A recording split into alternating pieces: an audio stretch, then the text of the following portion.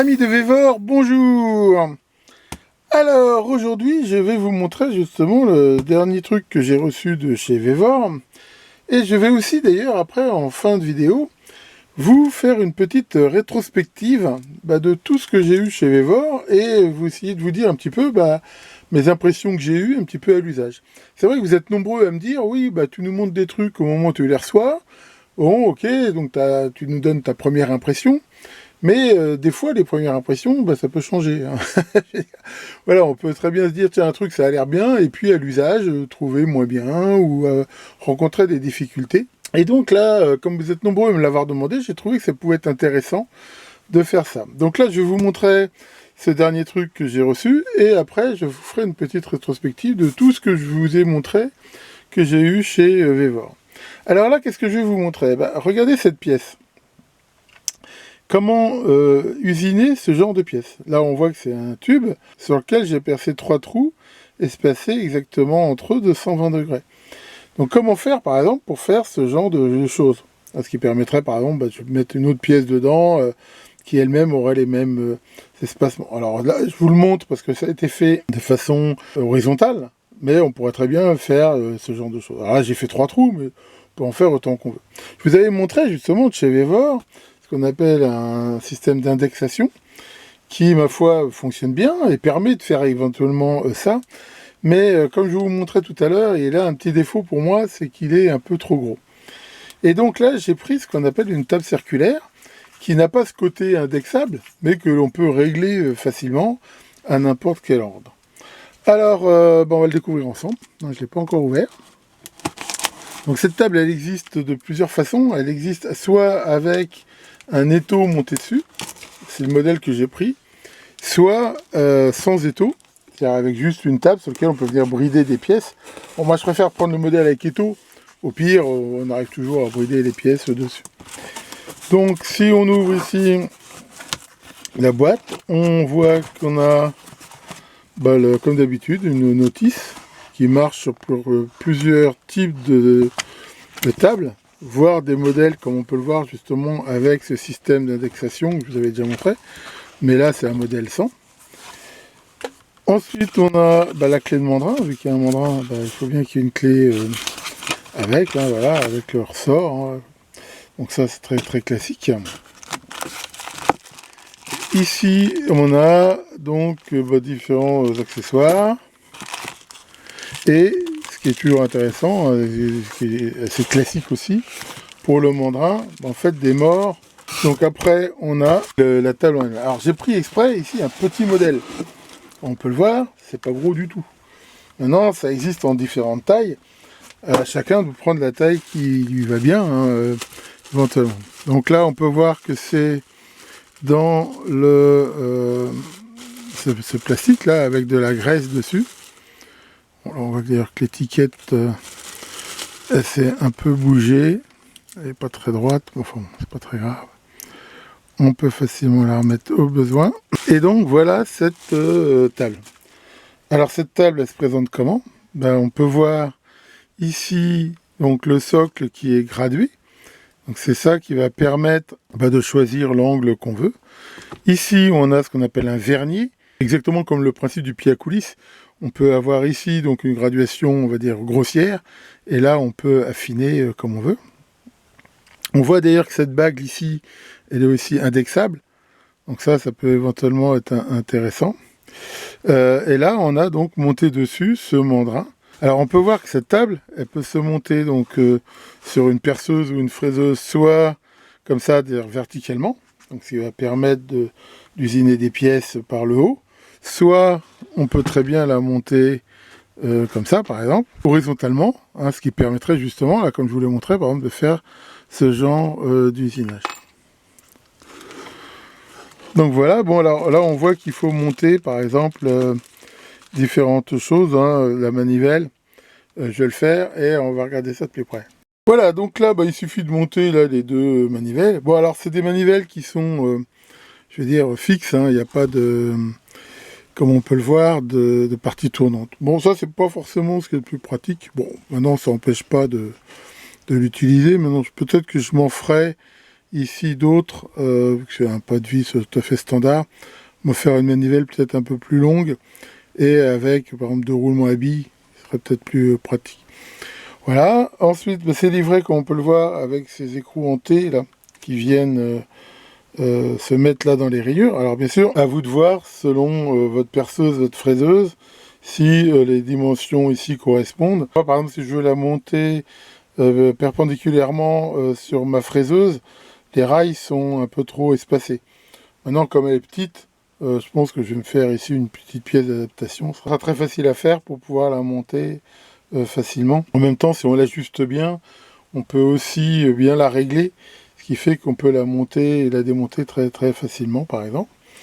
Donc, non, sinon, globalement, ça a l'air pas mal. Donc là, comme on peut voir, on a ici la graduation du 0.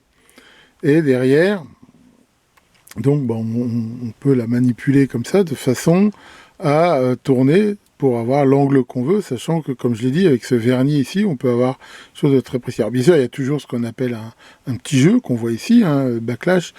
Donc ça, c'est comme sur toutes les manivelles de fraiseuse et tout.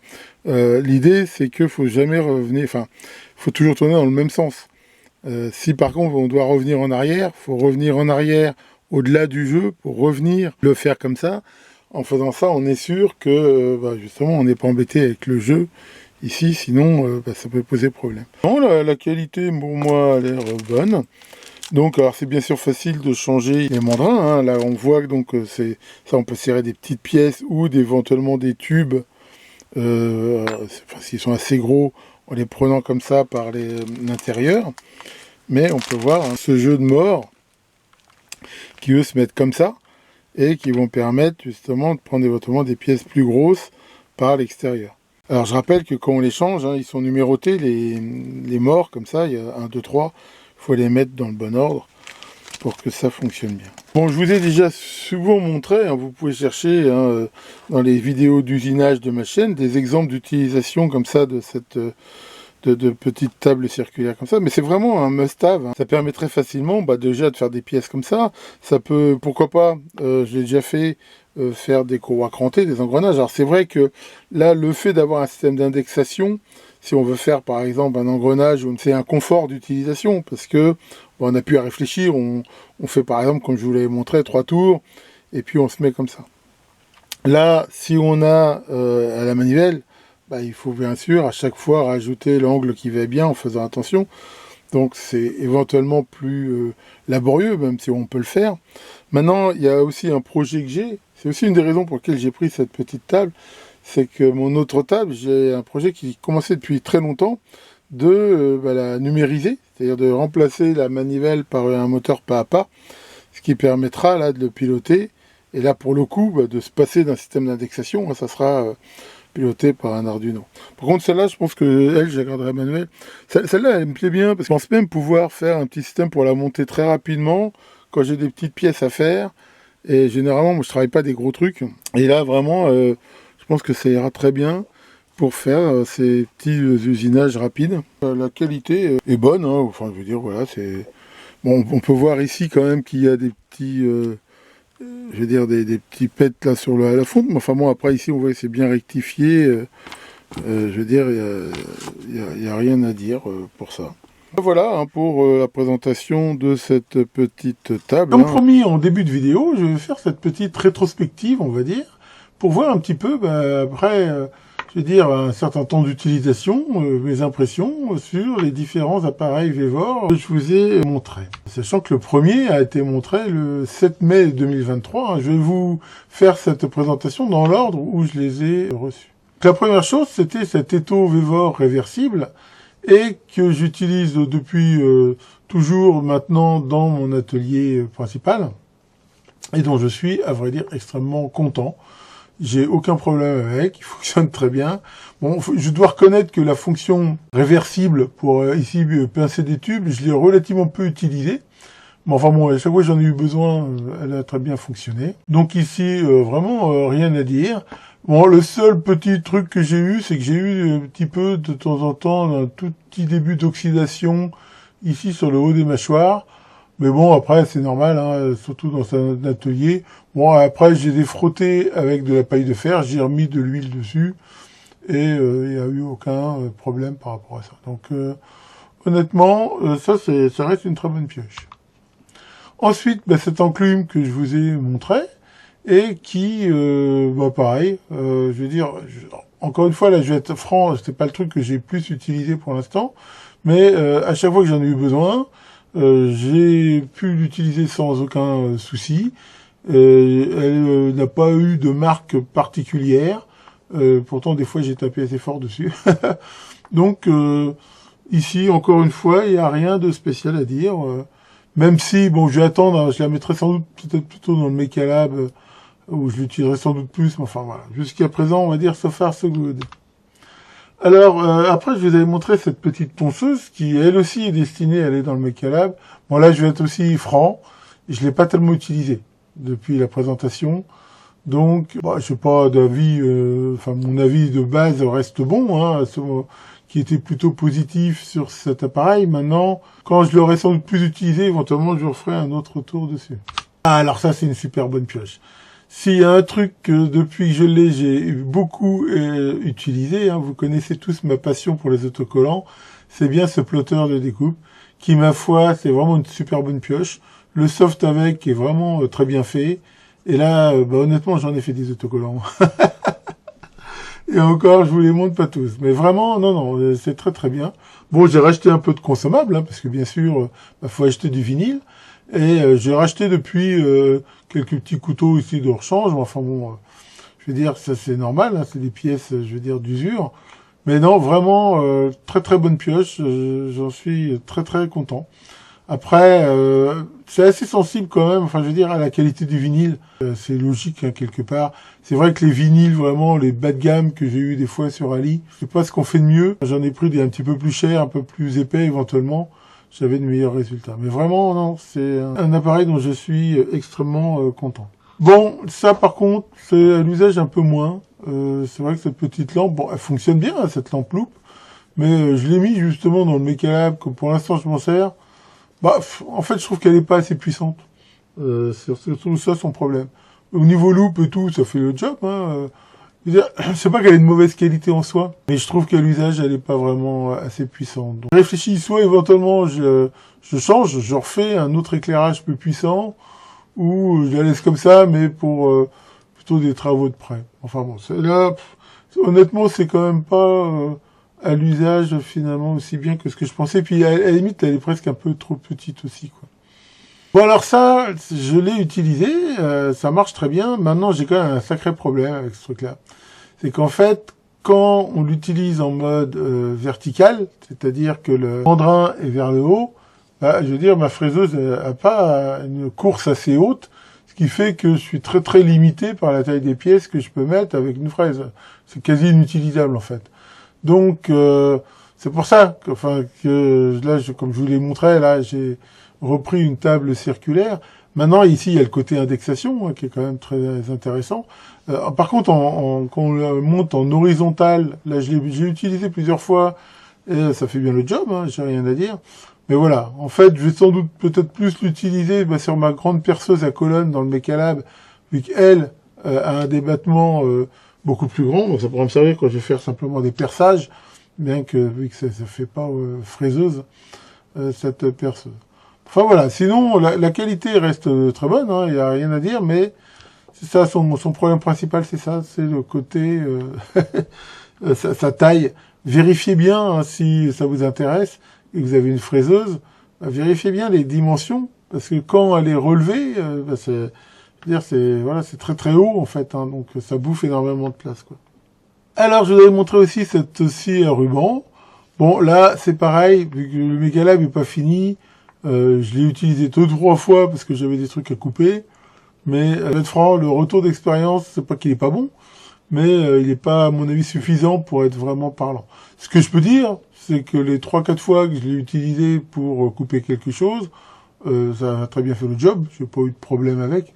Mais enfin voilà, surtout que, honnêtement, j'ai pas tellement coupé pour l'instant de métal. J'ai surtout coupé des plastiques avec. Mais ça l'a très bien fait, hein, je veux dire, j'ai pas de souci avec ça. Alors ça, je vous avais aussi montré ce Variac, autotransformateur, un Variac, je rappelle que c'est une marque. Ouais, c'est pas le truc que j'ai plus utilisé, mais je l'ai utilisé plusieurs fois quand même pour faire différentes mesures. Et j'ai pas eu du tout de soucis pour ça. Donc, ça reste un bon appareil. Après, comme j'ai dit, je pense que quand je le mettrai dans le Mecalab, je vais sans doute en quelque sorte l'améliorer pour ajouter un système de protection meilleur, éventuellement le coupler avec un transfo d'isolation. Enfin voilà, je vous montrerai ça en temps utile. Mais pour l'instant, en tant que auto-transformateur, j'ai pas eu de soucis avec. Là, c'est un deuxième étau que j'ai acheté, justement pour le Mecalab, sachant que, enfin, j'hésite. Si ça se trouve, je vais mettre le premier que je vous ai montré dans le Mecalab et mettre celui-ci plutôt dans mon atelier. Mais là, pareil, bon, c'est vrai que pour l'instant, je l'ai pas tellement utilisé parce que je l'ai pas encore monté. Mais enfin bon, ça a l'air d'être un bon étau. Je vois pas tellement ce qu'on pourrait lui reprocher. Alors ça, j'avais acheté ça pour mon épouse, et ça, bah, c'est aussi une très bonne pioche. Ce petit manomètre gonfleur, il est vraiment très bien. Je l'ai beaucoup utilisé, finalement, parce que à chaque fois que, avec ma femme, on part avec son van, des fois conduire des chevaux ou des trucs comme ça, bah, on l'a avec nous. Ça permet déjà, avant de partir, de bien vérifier la pression des pneus, et éventuellement de les regonfler s'il y a besoin. En fait, c'est hyper pratique, hein. L'autonomie est suffisante pour largement remettre en pression les pneus. À chaque fois, moi, avec l'autonomie, j'arrive à regonfler s'il y a besoin. En fait, ça en fait combien? Ça en fait 8 pneus, vu qu'il y a les 4 du van plus les 4 de la voiture. Et donc, c'est vraiment très très pratique. Et c'est très facile à utiliser. Ça, vraiment, c'est aussi une très bonne pioche. La presse, bah pareil. Pour l'instant, je l'ai mis dans le Mecalab. Alors, je la déplace, elle est assez lourde quand j'en ai besoin. Mais, alors, encore une fois, je l'ai pas super utilisé.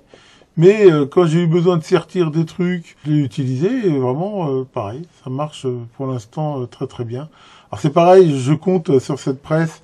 J'ai plein de projets d'amélioration, d'outils que je vais pouvoir y faire. Je vous montrerai ça en temps utile, mais pour l'instant, rien à dire. Alors ça, par contre, j'ai pas mal de retours d'expérience, que je l'ai beaucoup utilisé, vu que depuis que je l'ai dans mon Mecalab, je veux dire, je m'en suis servi pour couper quasiment tous les trucs que j'ai fait, la porte que je suis en train de fabriquer, l'isolation. Là, je suis en train de faire d'autres travaux dans ma maison. Et vraiment, cette-ci, pour moi, elle est vraiment très très bonne. Je veux dire, elle correspond à mes attentes. Après, le truc, apparemment, je suis pas le seul à l'avoir viré. C'est vrai que la protection, la cape de protection là qui est ici, c'est super chiant. Ça empêche de voir ce qu'on fait. Enfin bon. Donc je reconnais que, comme beaucoup, alors vous allez me dire ouais, c'est pas bon pour la sécurité. Oui, mais souvent quand même, je la vire parce que, je veux dire, elle est plutôt chiante. Ce qui est. Après, bien sûr, avec ce genre d'outils, hein, je fais toujours extrêmement attention. C'est le genre d'outil, pour moi, c'est le genre d'outil où, avant de faire quoi que ce soit, il faut vraiment répéter dans sa tête qu'est-ce qu'on va faire, réfléchir quand le truc va être coupé, où est-ce qu'il va tomber, si ça se coince, comment ça va se passer, et ainsi de suite. C'est-à-dire que si on réfléchit bien avant, on fait bien attention, moi, ça reste un outil qui est dangereux, comme tous les outils qui coupent, hein, mais enfin voilà. Mais sinon, vraiment, à l'usage, très très content. Une fois, c'est sans doute pas un matos terrible pour un pro de la menuiserie, mais pour un amateur, jusqu'à présent, j'en suis vraiment extrêmement content. Ce petit touret, je l'ai utilisé pareil plusieurs fois. Il fonctionne bien. Le seul truc qu'il faut voir, c'est que sur le côté flexible, il tourne pas assez vite. En fait, on peut pas régler la vitesse de ce truc-là. En plus, c'est un moteur synchrone, hein, c'est pas un moteur universel. Et donc, pour tout ce qui est polissage et tout, c'est bon. Ici, ça va le faire que pour des utilisations où on n'a pas besoin d'aller vite. C'est-à-dire des petits perçages. Moi, quand je mets ici, du papier de verre, ça le fait bien. Mais c'est ça qui est le plus gênant que j'ai trouvé sur ce petit touret. Sinon, pour faire les petites pièces, je l'ai déjà utilisé plusieurs fois. J'ai rien trouvé à redire.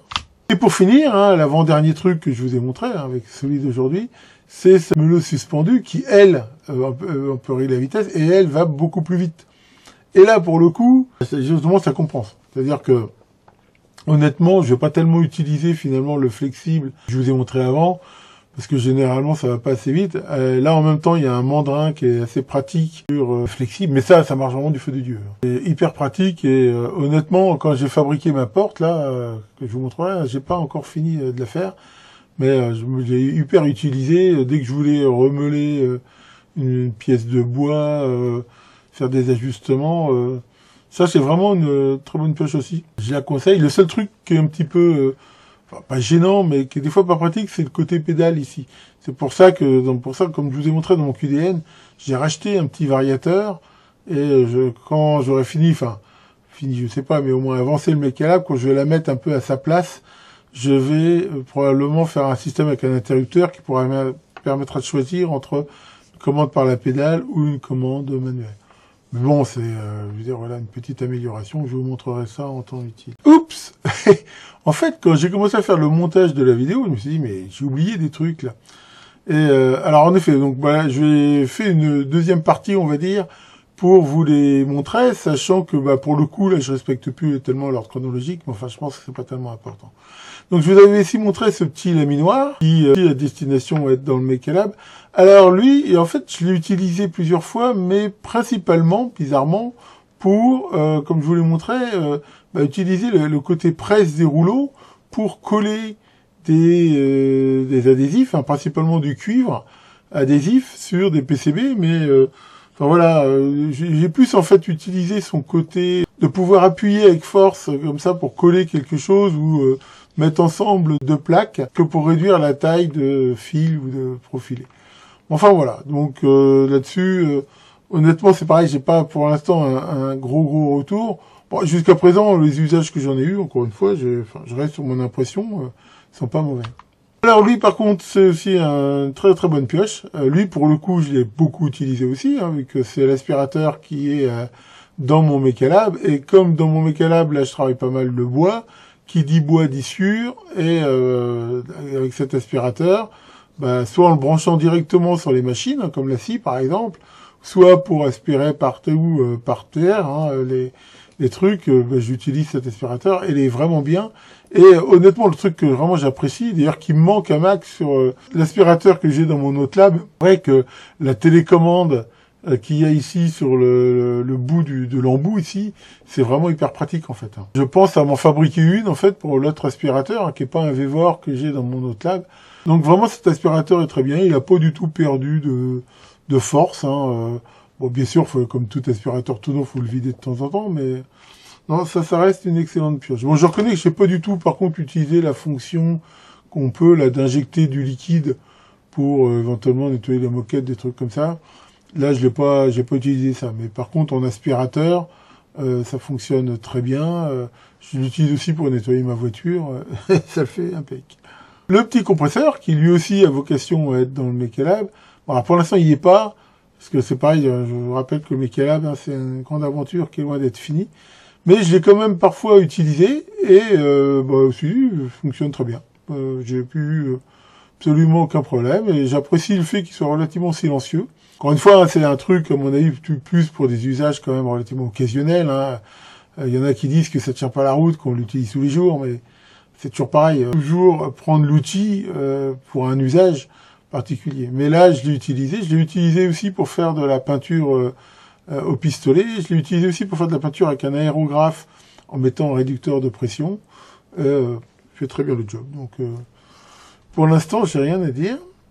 Et pour terminer, cette petite station météo qui est très bien aussi, que j'utilise toujours. D'ailleurs, elle est à côté de moi là. Et j'ai aucun souci avec. Le seul truc que je peux lui reprocher, c'est le pluviomètre, qui a quand même tendance à avoir besoin, on va dire, de maintenance assez régulière.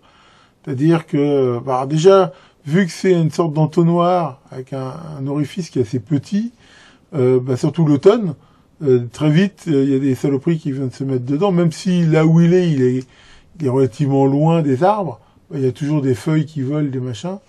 Donc ça, il faut le mettre. Et puis, il y a quand même des fois, il y a un petit défaut, c'est que j'ai pas encore trop compris pourquoi, faut que je le démonte, c'est que des fois il se bloque.